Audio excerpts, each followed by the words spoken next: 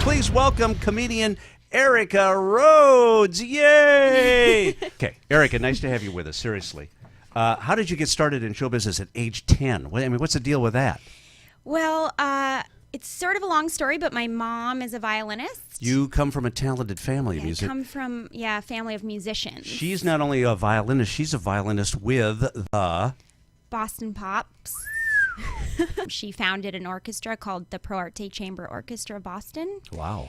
And she is from Anoka, Minnesota, which is the same hometown as Garrison Keillor.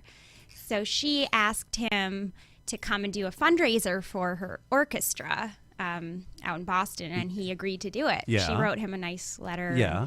And he came out, and then they ended up coming and seeing me in the Nutcracker, and we all went out to dinner afterwards. Wait, you were in the Nutcracker? Yeah, I was. So you were a ballerina? I was a ballerina. That was my main thing. I wanted to be a dancer. After he heard me speak, he was like, oh, I want to have her on the show. Really? Because my voice is so weird. Yeah. I'm pretty sure that's what. Go ahead. So, Prairie Home Companion, you were 10. Yeah. So how many years did that go on? Is it still going on? It's still going on. Oh, yeah. yeah. I've been doing it a long time. Seriously. So what's your? You have a bunch of characters on that. He has all the other actors do characters, and I usually just play something similar to myself. Yeah. And I think that's why he started having me write for myself, because he was like, I don't really know what to do. Why don't you write something? Really? Yeah. And you've got kind of a natural writing talent. I guess. I think I learned a lot from doing the show. I got kind of an ear for comedy, I guess. So what kinds of things do you put yourself in? Monologues that I like. Basically, like he had me at one point write like a Dear Diary thing. He sort of invented a new script for me called Dear Diary, and I would just kind of, it's like an interior monologue in my head being like, Dear Diary, it's New Year's Eve and I'm alone. And then it starts talking about all my relationships that failed, Yeah, right. So I got to do that. Like the night before the show, he was like, why don't you write some stuff about, your relationships? And so I wrote them all down and I handed it to him, and he didn't say a word about it. And the next day, we didn't even rehearse it. He just handed it to me. He was, oh yeah, that's going to be in the show. I thought he just ignored it. The day of the show? The day of the show, he just handed it to me and was like, oh yeah. And it was like basically my script.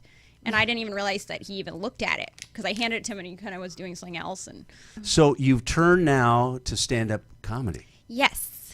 What's that like? That's a tough gig. Yeah, it's really hard. The guy that just came out was like, you don't look like a stand-up. Well, thank you. Yeah, I was like, is that a compliment? Yeah. My mom and I are a lot alike.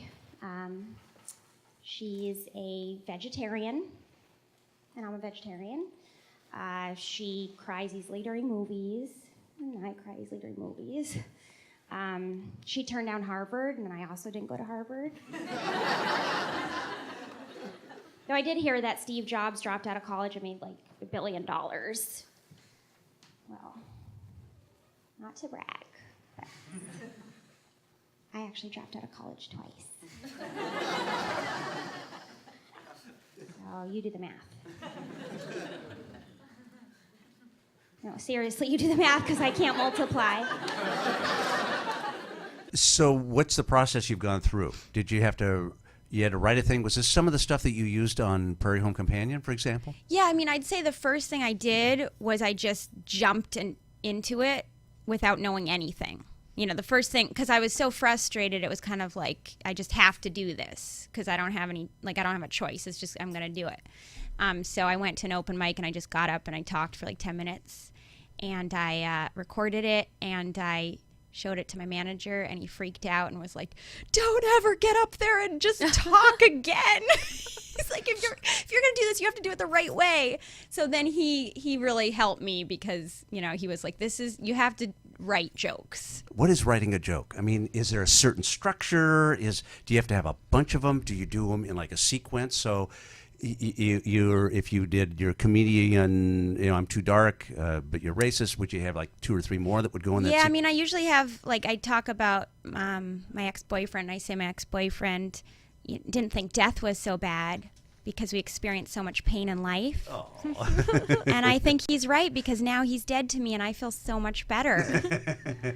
And then I say some people think my humor is too dark, but they're just racist. Okay, like so in sort of an aside. That was you the know? second, right? All right. Yeah. Would there be a third one in that sequence?